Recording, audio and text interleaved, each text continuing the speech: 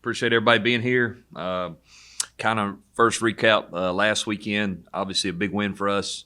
Georgia Southern home conference game. It was definitely an emotional roller coaster, I would say. I thought we got off to a great start on both sides of the football and really felt like we were in great control of the game going into halftime. And, after halftime, obviously the goal was to get a quick stop and then another touchdown, and we did exactly what we wanted to do. But, we missed a tackle on a long run, catch and run, and then from that point on, it felt like everything kind of snowballed against us there for a while until the last drive or two. But Recording in progress.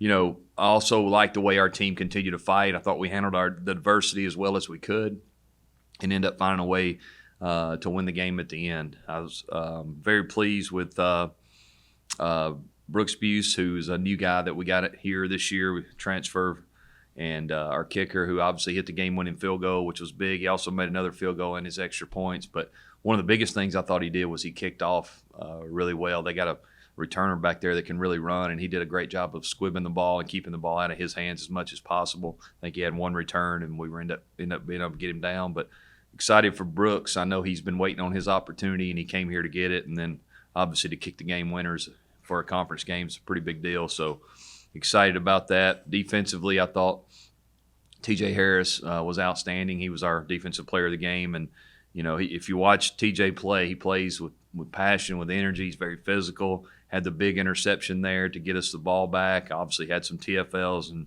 sacks as well. But, that was a big interception he made to give us the ball back for our last drive. So big time play by TJ. Excited about him. Offensively, I thought, Jamontez Woods had a really good game. Maybe one of his best games since he's been here. About 9 or 10 rushes, I think, for around 100 yards, and scored a couple touchdowns, and just really, I thought, did a great job of running in between the tackles. Something he's really improved on since he's been here. He's an explosive guy that I think will continue to get better and better. I thought Gunnar Watson played well at quarterback, took care of the football, made good decisions, and really distributed the ball pretty well, getting it outside to Reggie and Tez and so forth. So overall, we're happy to get the win. We're still looking for that complete game. We haven't played yet really since game one. When we talk about playing a clean game without turnovers and penalties and really, all the way around in all three phases, that's something we're still searching for. But big win for us, get us some momentum as we head into our next conference game at Texas State. Texas State's a team that's very, very improved, I think, especially from 2 years ago. Jake Spavital's their head coach, has done a great job. You can tell he's recruited in the areas that they needed to improve on. They're capable of scoring a lot of points. I think they're led by their quarterback, Brady McBride, who's, a true dual-threat guy. He's got the ability to extend plays, which is always dangerous. It makes you stay in coverage. You got to be disciplined, and our front's going to have to do a great job of keeping him from getting free, because when he's out on the move, he's a problem. You come off your receiver and he makes a big throw down the field. So he does a great job of improvising when the plays break down. Defensively, they're bandit. Isaiah Nixon's extremely explosive. I've been really impressed with him. He's long, he's athletic. He leads the country, I think, in forced fumbles. He's a disruptive guy. Leads their team in sacks and TFLs as well. So, he's got to be a focal point for us. He's got to be a guy that we make sure we account for. He can really affect the game. So, these guys are coming off a big win, a home game versus South Alabama. I think 4 overtimes. They're 2-3, and really, at times have played extremely well. I think you can see the improvement that Jake's making there with that program. And his brother's a defensive coordinator. I've known him for a long time, gone against him at other places, does a great job. Gives you a lot of different looks and is very disruptive.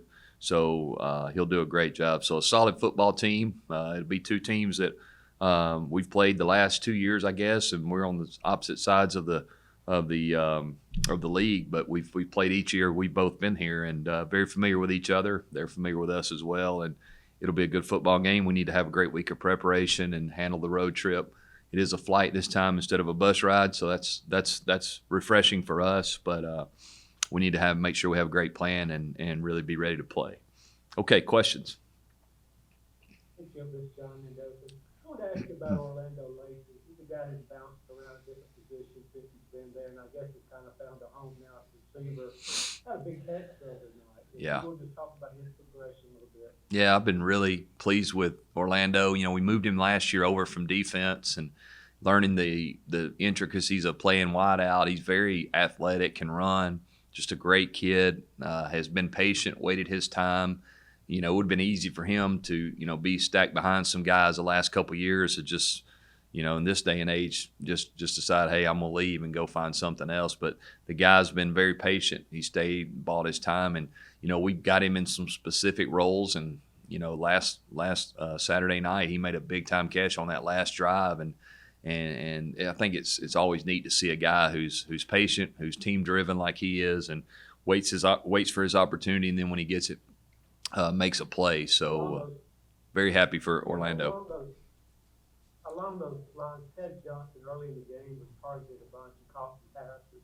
Didn't see a lot of them in the second half. Were they just doing a good job to other him, or what was the situation there? Yeah, I think we stalled a lot in the second half. We had some consecutive punts there after that first drive.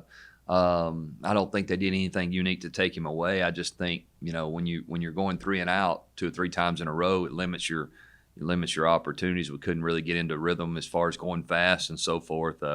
Early in the game, a lot of times when we're going fast, we spit it out on the perimeter to him, which you never know if you're going to get those opportunities. A lot, it depends on how the defense lines up. But Tez is a guy that we need to always continue to try to highlight. He's an explosive guy that, we try to do a great job of making sure he gets his opportunities. And, during that stretch where we struggled, you're exactly right.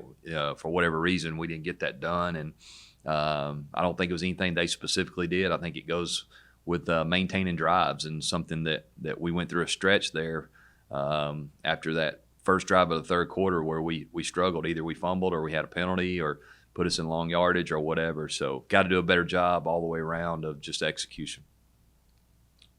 Yeah, Coach, you talked about the importance of the win and how you guys won it, after the game on Saturday. Mm-hmm. With the stretch you guys have coming up, starting with a long road trip on Saturday, you really get into the gauntlet of the Sun Belt schedule. Mm-hmm. How important was it for you guys to win, and not only win, but win in that fashion? Yeah. The way you fought and hung in there, the way you did. Yeah, I think you're right. I think it's a great opportunity for us to, it was a test of our ability to handle adversity. I think we did a great job of that. Something we talked a lot about, and sometimes in the past we have not done that and end up losing a game like that. So that was one of the pluses I think you take away from that. You're right. We got a big road test this week, but then we get a bye week before we really get into the meat of the schedule. So, as far as, and the good thing is a lot of those games are going to be at home. So what we got to do is focus this week, take one day at a time and prepare, and go play our best on Saturday. And then we'll get some time to kind of catch our breath a little bit and kind of revitalize for the last part of the season. And I think Saturday night, when you can draw on that from experience, can only help us and get a lot of these football teams that are good football teams in our conference at home here. And hopefully that, along with some of the experiences we've had, will help us along the way. Hey, Coach, it's Justin down in Dothan. I'm sure you talked about it a little bit after the game Saturday. I had to get that a little early, but the decision to start Gunner, what went into that, and what did you think about his performance? Yeah, Taylor's obviously banged up pretty good, and so it kind of made that decision pretty easy for us. Taylor did practice some, but didn't do a whole lot, and still kind of trying to get healthy. Gunner, obviously, like I said early in the fall camp, very capable, has played some, really played a lot here for us. The best thing about Gunner is the kind of person he is. I mean, the guy never, in a day where, people don't get their way and they turn and leave and think the grass is greener, he just kept preparing as the starter.